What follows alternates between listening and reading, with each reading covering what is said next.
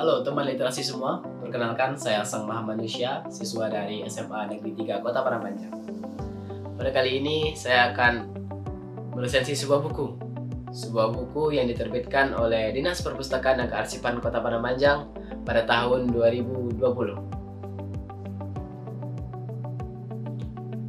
Seperti yang terlihat di tangan saya, buku Diorama Kota Bahagia, Padang Panjang dalam Esai adalah buku yang ditulis oleh Dede Pramayoza yang ditulisnya hingga 192 halaman dan juga disertai oleh 17 halaman pengantar. Pada halaman-halaman awal, buku ini mengajak kita untuk menonton sebuah kota. Memang aneh rasanya, tapi itulah ajakan buku ini.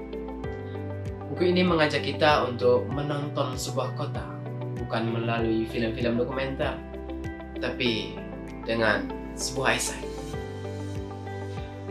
Bukan tanpa alasan kenapa penulis mengajak kita untuk menonton. Itu karena ia ingin memperkenalkan kita dengan sudut pandangnya, sudut pandang dramaturgis. Cara pandang dramaturgis mengajak kita untuk merasakan lebih dalam suasana-suasana yang ada pada situs-situs budaya di kota ini.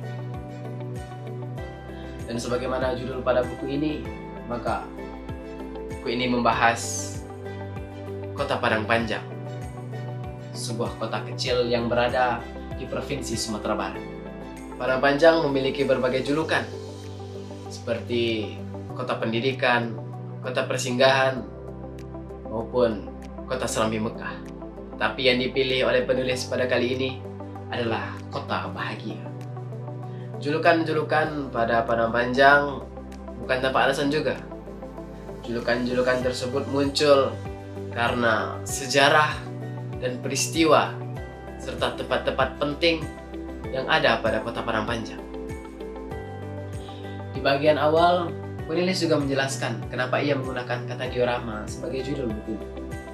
Kata diorama adalah kata yang berasal dari bahasa Yunani yang intinya adalah sebuah miniatur adegan yang memancing imajinasi kita. Di dalam buku ini juga terdapat 8 esai, di mana setiap esai membahas satu sisi Padang Panjang yang berbeda. Di mana esai pertama, Stasiun Padang Panjang, tentang sejarah stasiun dan mengapa Padang Panjang menjadi kota persinggahan. Kedua, Tawalid dan Diniyah, 2 lembaga pendidikan Islam modern yang penting dalam sejarah pendidikan Indonesia. Ketiga, Kaum Muda dan Barisan Muda, kisah semangat anak muda Padang Panjang yang telah mengenal gagasan nasionalisme sejak dulu. Keempat, Kauman Padang Panjang, membahas organisasi Islam modernis yang tumbuh di kota ini. 5. Kampung Cino dan Kampung Dobi, cerita tentang perdagangan dan ekonomi kota. Keenam, Bioskop Rex dan Sandiwara Ratu Asia, nostalgia hiburan dan tontonan di masa lalu. Ketujuh, Dari Kokar hingga Isi Padang Panjang, sejarah dirinya sekolah seni hingga menjadi institut seni. Kedelapan, Membangun literasi kota, atau ajakan untuk mengenal kota lewat situs-situs budayanya.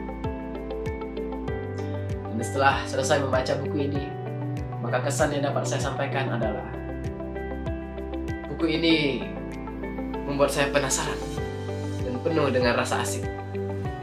Buku ini seolah mengajak saya mengelilingi, menjelajahi Kota Padang Panjang, tapi melalui sebuah cerita. Sebagai warga kotanya, setelah membaca buku ini, saya merasa menjadi semakin dekat dengan Kota Padang Panjang. Tapi tak luput juga buku ini memiliki kekurangan dan kelemahan, seperti banyaknya kata yang masih salah ketik dan sulit untuk dipahami. Dan juga yang paling terasa adalah runtun waktu pada buku ini yang sering melompat-lompat, membuat pembaca pemula seperti saya kewalahan dan sulit memahami. Walaupun begitu, buku Diorama Kota Bahagia adalah buku yang tetap layak untuk dibaca. Apalagi buat orang yang tertarik pada sejarah dan budaya. Buku ini membuka mata kita bahwa Padang Panjang memiliki banyak cerita yang sayang untuk dilewati. Dan pada akhirnya, mungkin memang benar, sebuah kota dapat dibilang bahagia jika warganya tahu dan paham akan sejarah yang ada pada kotanya. Terima kasih, salam literasi.